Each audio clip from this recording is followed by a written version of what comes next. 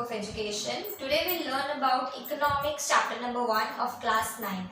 That is the story of village Palampur. Okay, so we'll start. First of all, we'll learn what is the meaning of the word economics. मतलब हम 8th class तक we have learned SST and we had only 3 subjects, right? History, civics and geography. But a new subject जुड़ा है economics. So let's see what does the economics mean. ठीक है? Economics का meaning होता है हर वो चीज जो पैसों से रिलेटेड हो, हर वो चीज जो पैसों से रिलेटेड होती है उसको हम इकोनॉमिक सब्जेक्ट में गिनते हैं. ठीक है? और उस चीज से हमारी इंडिया की या किसी भी देश की इकोनॉमी चलती है, मतलब बढ़ती है, घटती है, एक्सेट्रा. ठीक है? तो इकोनॉमिक्स जनरली एक ऐसा सब्जेक्ट है जिसमें हम सारे प्रोडक्शन से रिलेटेड चीजें पढ़ेंगे. ठीक है? कि एक गुड अगर प्रोड्यूस हो रहा है, गुड्स और सर्विसेज प्रोड्यूस हो रही है, तो कैसे प्रोड्यूस हो रही है, उसमें हमें क्या क्या चीज़ों की ज़रूरत पड़ रही है, हमें उसमें कौन से लोगों की ज़रूरत पड़ रही है. हम तो इकोनॉमिक्स अल्टीमेटली क्या है, it is a combination of 4 activities. First one is production, कि प्रोडक्शन कैसे होता है. फिर डिस्ट्रीब्यूशन, कि उस चीज़ को बांटा कैसे जा रहा है. फिर कंजम्पशन, कि जो चीज़ बन गई है, बट गई, उसको कौन कैसे किस हिसाब से कितने पैसों में कंज्यूम कर रहा है. एंड फोर्थ चीज इज एक्सचेंज, कि अगर कोई एक्सचेंज भी हो रही है चीजें तो उसको भी हम इकोनॉमिक्स का हिस्सा गिनते हैं. ठीक है? So I hope you guys are clear with the word economics, कि इकोनॉमिक सब्जेक्ट का इंट्रोडक्शन क्या था. Okay, now let's come on to the topic that is the story of village Palanpur. तो the chapter 1 is very basic and very easy chapter. इस chapter में आपको एक पालमपुर करके एक विलेज है, that is an hypothetical village. Okay, मतलब वो कोई असली में एग्जिस्टेंस में नहीं है. वी आर जस्ट क्रिएटिंग और imagining a village name as Palampur. ठीक है? अब हम इस चैप्टर में आगे क्या क्या पढ़ेंगे कि बेसिक कॉन्सेप्ट्स ऑफ प्रोडक्शन, कि अगर कोई चीज़ प्रोड्यूस हो रही है तो वो प्रोड्यूस किस हिसाब से हो रही है, उसमें क्या क्या चीज़ें हमको ज़रूरत पड़ रही है प्रोडक्शन करने में. ठीक है? कि हमें रॉ मटेरियल्स चाहिए तो हमें कहाँ से मिलेंगे, हमें रॉ मटेरियल्स को काम करने के लिए लेबर चाहिए, मशीन्स चाहिए, मशीन्स को चलाने के लिए भी वी नीड पीपल. तो and for everything, for buying of land, raw materials, people, we need money. तो ये सब क्या होता है, ये सब प्रोडक्शन का हिस्सा होता है, which will read further. So first thing we learn in this chapter is basic concepts of production, कि प्रोडक्शन कैसे होता है, कब होता है, किस हिसाब से होता है, फिर उस प्रोडक्शन में से जितनी चीज़ें हमें मिलती है उसका हम क्या करते हैं. Then how various sources are combined. मैंने अभी प्रोडक्शन समझाते टाइम आपको कुछ सोर्सेज के नाम बोले, रिसोर्सेज के, दैट इज लैंड की बात की कि हमें ज़मीन चाहिए, हमें रॉ मटीरियल चाहिए, दैट इज कुछ चीज़ें चाहिए कि हम प्रोडक्शन कर सकें. We need people to work on those raw materials और ऑन दोज मशीन्स, एंड इन सब के लिए हमें पैसा चाहिए. तो ये सब क्या होता है, ये सब बहुत सारे रिसोर्सेज है, ये सब बहुत सारे रिसोर्सेज हैं जिसकी मदद से हम प्रोडक्शन एक्टिविटी या बाकी इकोनॉमिक एक्टिविटी कर सकते हैं. ठीक है? तो we'll study in this chapter how various sources are combined to do a production activity. So now I have used the word economic activity. हमने इकोनॉमिक्स का मतलब तो समझ लिया कि इकोनॉमिक्स क्या होता है. इकोनॉमिक्स मतलब हर वो चीज़ जो पैसों से रिलेटेड हो. तो इकोनॉमिक एक्टिविटी मतलब हर वो एक्टिविटी जिसमें हमको पैसा इन्वॉल्व हो रहा है. ठीक है? And basically there are 2 types of activities, economic and non economic. ठीक है? इकोनॉमिक एक्टिविटी मतलब जिसमें हमें पैसा मिल रहा है, जिसमें पैसों का एक्सचेंज हो रहा है. ठीक है? एनी गुड्स और services which we are buying or which the other person is selling in the exchange of money, तो उसको हम इकोनॉमिक एक्टिविटी बोलते हैं. एंड नॉन इकोनॉमिक एक्टिविटी मतलब जिसके थ्रू हमें पैसा नहीं मिल रहा है. For example our mothers work at our home. ठीक है? Her love, her care, her everything which she do at home, तो वो उसके लिए पैसा नहीं लेती, तो it is just out of her love and concern. तो वो एक नॉन इकोनॉमिक एक्टिविटी. भले ही वो चीज़ अगर वो कहीं और जाके करे तो शी विल गेट मनी. समझ में आया economic and non economic activity का मतलब. ओके, नेक्स्ट थिंग इज कि पालमपुर हमने देखा कि एक हाइपोथेटिकल विलेज है. ठीक है? कि वो एक असली में एग्जिस्टेंस नहीं है. उस विलेज को हमने बनाया ताकि हम अच्छे से इकोनॉमिक्स के बारे में और उसकी सारी चीज़ों के बारे में पढ़ सके. ठीक है? तो पालमपुर एक वेल कनेक्टेड विलेज है. वेल कनेक्टेड विलेज है मतलब वहाँ पर बेसिक सारी फैसिलिटीज, सारी एमिनिटीज प्रोवाइडेड है. ठीक है?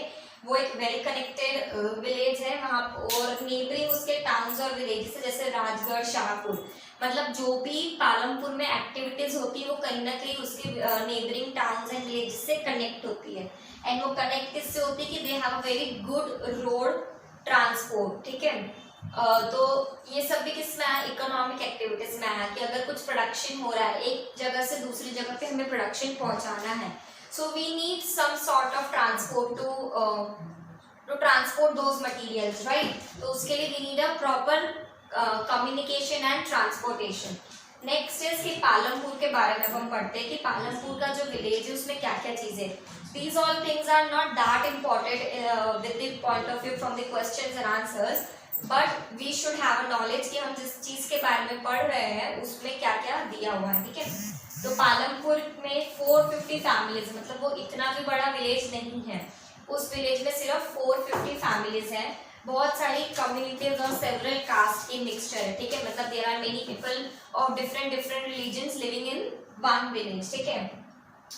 एंड उस विलेज को जैसे इंडिया का हर विलेज अपनी सोसाइटी को बांट देता है, वैसे ही वो विलेज भी बटा हुआ है अपर caste and lower class people में, ठीक है। तो अपर कास्ट के 80 पीपल है, 80 फैमिलीज है वहाँ पर जो खुद की जमीन ओन करते हैं, ठीक है, because they belong to upper caste and they do have enough amount of money, तो उनकी अपनी जमीनें हैं, ठीक है। एंड एससीज की जो शेड्यूल कास्ट की जो पॉपुलेशन है वो 1/3 है टोटल पॉपुलेशन की, ठीक है। सो this was a small introduction about the village Palampur. Now Palanpur में हम और भी क्या चीजें हैं कि वहाँ पे इलेक्ट्रिसिटी अवेलेबल है, इररिस्पेक्टिव ऑफ कि इलेक्ट्रिसिटी 24/7 अवेलेबल है या नहीं। अगर 24 घंटे में से 10 घंटे भी वहाँ इलेक्ट्रिसिटी आ रही है, that means there is an availability of electricity, okay. Then 2 primary schools. अब हमारे इंडिया में पहले था कि भाई हर विलेज में स्कूल्स हो, ऐसा कंपलसरी नहीं है, बट हम इस चैप्टर में हाइपोथेटिकली मान के चल रहे हैं कि इस विलेज में 2 प्राइमरी स्कूल्स हैं और एक हाई स्कूल है, ठीक है, which is owned and govern by government, ठीक है। Then 1 primary health care centre, कि वहाँ पर एक प्राइमरी हेल्थ केयर सेंटर है जो गवर्नमेंट ओन करती है, गवर्नमेंट चलाती है, जिसमें हर वो इंसान जिसको कुछ दिक्कत हो, कुछ बीमारी हो, तो they can approach for the free और very low cost treatment, right. Then private dispensary भी है। प्राइवेट डिस्पेंसरी मतलब प्राइवेटली ओन्ड क्लिनिक, ठीक है, medical clinic. Then village with all basic amenities. हमने देखा कि हमने इतनी सारी एमिनिटीज के बारे में पढ़ा, इसका मतलब क्या कि वो जो विलेज है उसमें बेसिक फैसिलिटीज भर भर के है, एक भी चीज की कमी नहीं रहेगी यहाँ पे, ठीक है। बेसिक एजुकेशन वहाँ प्रोवाइड हो रहा है, बेसिक हेल्थ केयर फैसिलिटीज वहाँ प्रोवाइड हो रही है, बेसिक ट्रांसपोर्टेशन है, भले वो ट्रांसपोर्टेशन कैसी भी सड़कें हो, ठीक है, फुल ऑफ पैथोल्स और anything, but the transportation is there. The village is not in the lonely corner, right. Then now what we are going to further study in this chapter, we are going to study only 3 main things, that is factors of production, farming and non farming activities, right। factors of production, जैसे कि मैंने अभी starting में बताया कि अगर हमें कुछ प्रोडक्शन करना है, हमें कुछ चीज प्रोड्यूस करनी है, तो सबसे पहली चीज तो क्या, हमें उसके लिए लैंड चाहिए, ठीक है, कि मुझे कुछ भी करना है तो मुझे पहले जमीन चाहिए होगी, उसी के ऊपर मैं कुछ कर सकूंगी, राइट। फिर उसके बाद मुझे क्या चाहिए, लेबर चाहिए कि जो उस जमीन पे काम कर सके। फिर आई नीड कैपिटल, कि वो जो लेबर है मैं उनको पैसा पे कर सकूं। जो मेरी ज़मीन है, अगर मुझे ज़मीन खरीदनी है, so I could invest in that property और I could give rent to some another person, right. And capital हम आगे चल के इन डी पे सारे फैक्टर्स पढ़ेंगे। कैपिटल मतलब पैसा, कि रोज काम करने के लिए पैसा या फिर बड़ी बड़ी चीज़ें खरीदने के लिए पैसा, तो कैपिटल मतलब पैसा। 4th factor of production is entrepreneur, मतलब अब इन सबको कंट्रोल कौन करेगा, और robot will not control, a person will control, right. So we need a person who will handle और control all these things, right. तो इसलिए एंटरप्रेन्योर यानी कि बिजनेसमैन हमें चाहिए जो इन सब चीजों को कंट्रोल करेगा, ठीक है। So we learned about 4 factors of production, will discuss it in deep in further section of the chapter. So अब इसमें इस चैप्टर में हमने ये 2 चीजें पढ़ेंगे, 3 चीज पढ़ेंगे। दूसरी है फार्मिंग की farming activities village Palampur. Keep in mind कि everything that we are going to read in this chapter will be related to only and only village Palampur, but the concept is for the entire country.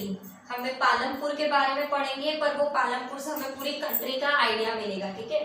Second thing is farming कि पालमपुर में कैसे farming हो रही है, कैसे वहाँ पे farming facilities available है या नहीं है, एक्सेट्रा, ठीक है।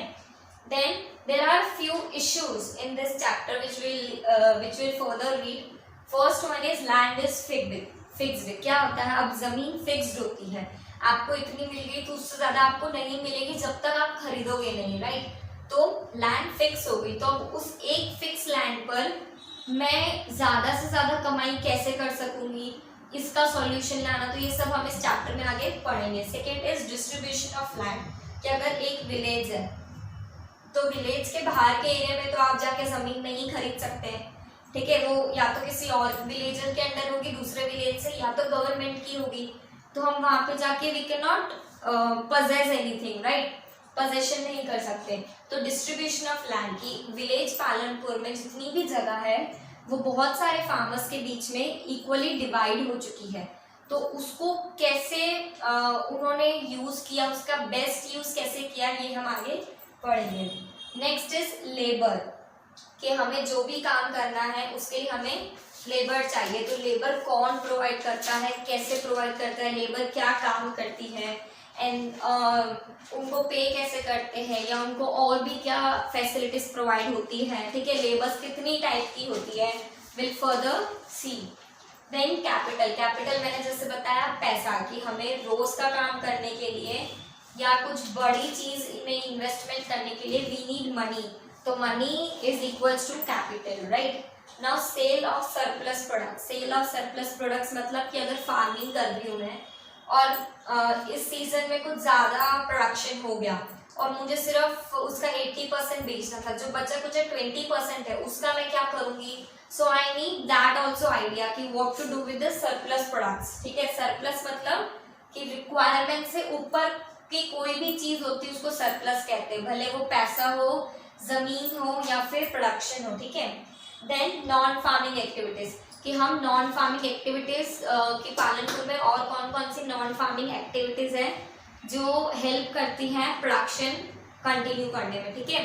या फिर किसी भी और एक्टिविटी के बारे में पढ़ेंगे जो कि अल्टीमेटली इकोनॉमिक्स में हेल्प करती है। तो ये जितनी भी एक्टिविटीज हम पढ़ेंगे, farming activity, non farming, economic, non economic, on the whole ये सारी एक्टिविटीज क्या करती है, एक कंट्री को डेवलप, ग्रो, प्रॉस्पर करने में हेल्प करती है।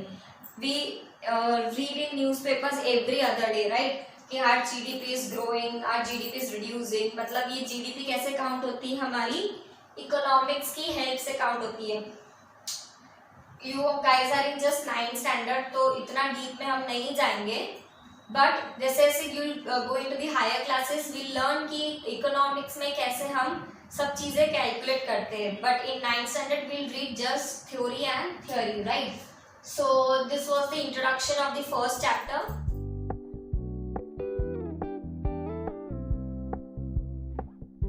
Thank you guys for watching this video and do like, subscribe, comment our channel.